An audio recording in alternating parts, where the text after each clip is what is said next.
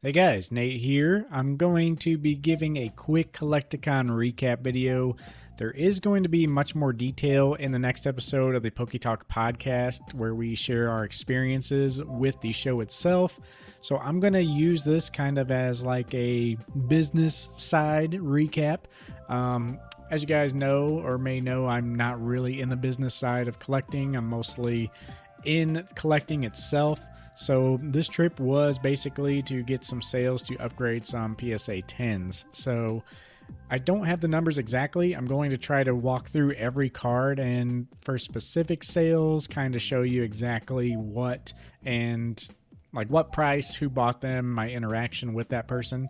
So this is the list I brought with me. If you guys saw my previous video, I talk about how I went ahead and priced out Lorcana.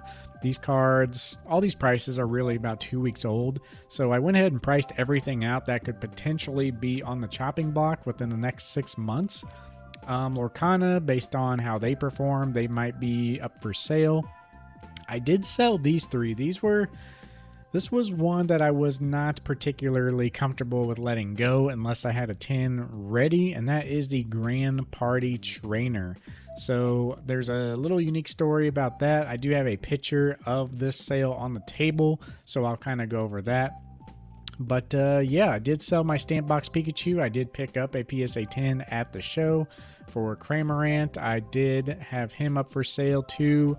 There was a few Cramorants there, but I feel like people are pricing these a little weird, and I'll go over that. But still have my Mimikyu, still have my Pikachu. I did talk to a couple people there about upgrading or doing a sell/trade of my 9 into a PSA 10 Mario, but just decided to hold off on those. But there is a little market trend. I do think these Japanese promos are starting to tick up again.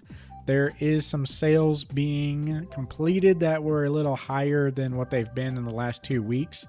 Specifically, I really specifically found this out when I was doing Pikachu and Cramorant research. So these cards here for sure have been trickling up. These sets, I want to say, have been selling for anywhere from $900 to $1,500. As I was on the show floor looking these up, there were a few sales that were in that upper limit, and I was able to pick up the Pikachu for $750. I knew the guy pretty well, so we didn't really do any negotiating, and this was pretty much the only card I bought, and I was pretty cash heavy, so I just paid the $750. Could have maybe got it a little better price, but I did immediately buy a Cramorant PSA 10 on eBay within like 2 minutes from selling my PSA 9 and walking away from the table. I did end up buying this for just under $200 in a 10. So it was one of those situations where I could pick up both of them. For a lot of people's online pricing, I feel like $1,100 is the price that most people are selling these at. So to pick these both up under $1,000 was a pretty good win for me. I just really believe in these cards. I love them so much. If they come down more, I really don't care. They're just cards I want to have in my collection. But the buyer of these two cards for me was actually Eva's Binder from YouTube. So shout out to Eva. She's very nice to talk to. She was so sweet. So nice to finally meet Eva. So yeah, keep a lookout for those. She loves the cards too. And yeah, that's who got my Stamp Box promos. So Mario and Mimikyu did come out to greet people every once in a while, but no deal was made on those, so I do have the 9s. Now, what I'm looking for now, and I will go over the cash aspect, how much I actually sold at the end, but what I'm looking at now is about $2,000 in cash that I want to put towards the Grand Party PSA 10, which has been selling right about that. So I did go ahead and sell my 9, kind of in the 15% range. I sold this and a few of the Charizards. I think one of them was the Japanese Charizard, which I actually valued at a little bit lower than what I actually valued here. But I think I had the Celebration Zard in there as well. But essentially, the Grand Party and a couple of the Charizards went for just under $1,000. I kind of cut this guy a deal because he gave me a deal on something else. I think I bought a couple singles from him and that was worked in, but I have a picture of like the cash and these cards on the table. It isn't exactly the whole trade, but I was happy to do a deal there. I think that was Rock Mountain TCG. I just want to look up real quick to make sure I am shouting out the real people. So yeah, Rock Mountain TCG was the guy in the booth for that sale. So thank you all for that. The Shadowless Zard, let's go ahead and cut over here. So that's pretty much like the forbidden list that I had. But Lorcana, I kind of talked to a lot of people about that. I did bring my Blue Eyes, but I had an offer on eBay for $190. So I went ahead and accepted that offer. And when I got home, I sent that card out. So Blue Eyes, a lot of people weren't interested. It was very heavily Pokemon. So I went ahead and just popped that in the box and accepted my offer. And yeah, did that. So Albert Pujols PSA 9 actually sold before I went to the show. So you can see right there, I marked 185. And then Tiger Woods actually sold for $50. So a lot of my eBay sales are, you know, just barely below market price. I did just accept them pretty much just to have a little extra spending money. So yeah, all that will be going back into Pokemon. Pokemon is the king at Collecticon, going very strong. But yeah, it's a nice thing to see. What I was going to say about the Shadowless Zard, I think I got this for right about this 15% mark. This was bundled in with a lot of these other lower grade stuff. This actually went to Sam at Master Set Games. We were talking for quite a while about, you know, the Shadowless Zard. He thought it looked pretty good. Was kind of talking about, you know, the PSA grading standards. He is going to regrade that with CGC, or so he said. So, yeah, might be a play there. I really didn't get to see the Charizard up close compared to other ones, because another Shadowless Zard never really crossed my hands in the last year or so. So yeah, good luck to you, Sam, on regrading that card. It's just something I didn't want to deal with myself. But yeah, he's streaming on Whatnot, so he of course bought a lot of these lower grade cards. I think we did like about $1,000 in deals, just me and him. So that was really good there. And honestly, for the smaller deals, I did have a couple people just buy a couple slabs here and there. I can't remember if he bought my pre-release cards or the E3 Yellow Cheek, but he did buy a nice stack of these lower ones. So really happy to make that deal. As far as everything else, it just went through a couple vendors. There was TCG Elite that we dealt with a lot last year. He was very cool. Combi Collectibles was really nice. I want to make sure I get his name right, but yeah, Combi Collectibles. It is Bobby Fellow. So shout out to Bobby.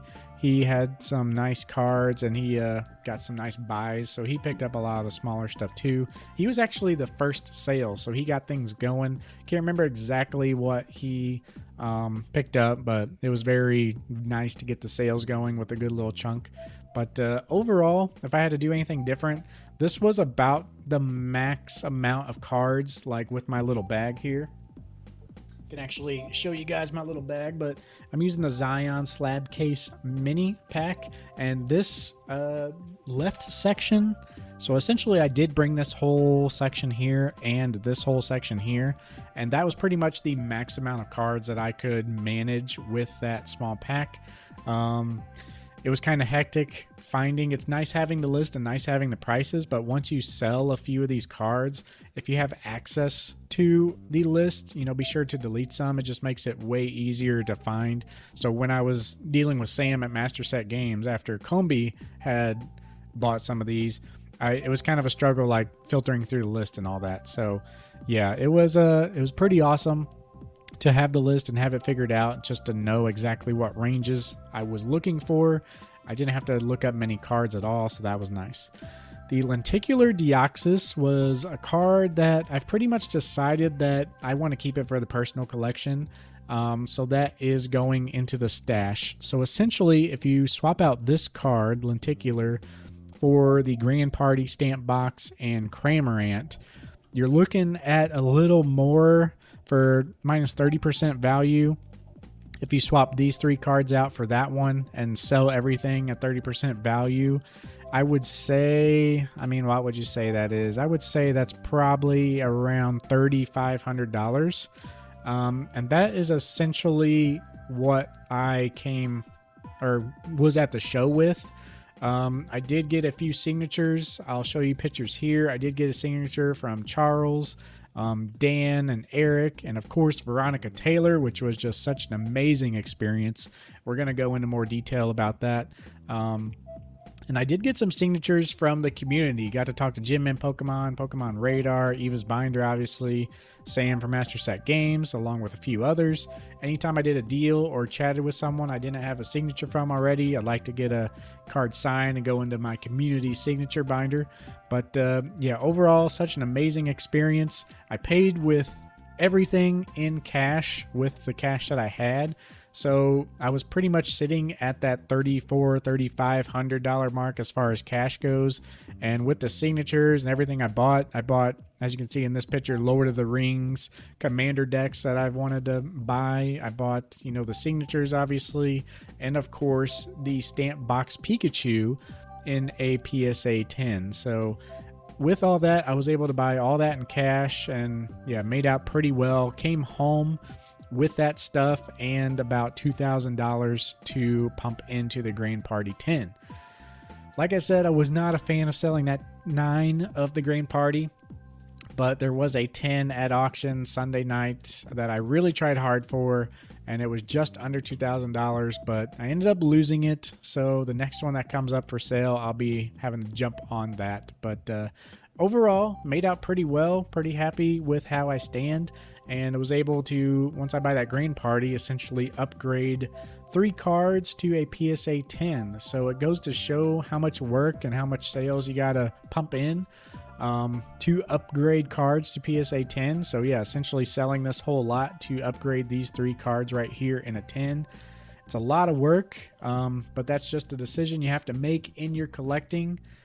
If you do what I did before and just go for the 9s, you open yourself up to, if you have these cards on your list, look at how much more you could buy if you have a 9 collection instead of a 10. So, but over the years, I've just kind of focused my collection down to be a very small part of what I actually can hold. So just looking at turning and burning that. So essentially my main collection isn't looking much bigger than this right here.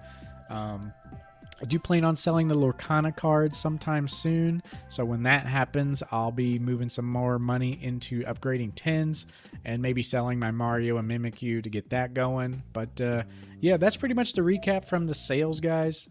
It was a very cool time. If you guys haven't been to a Collecticon, highly recommend checking it out. But that's going to be about it for me, and we'll see you in the next one, guys. Peace.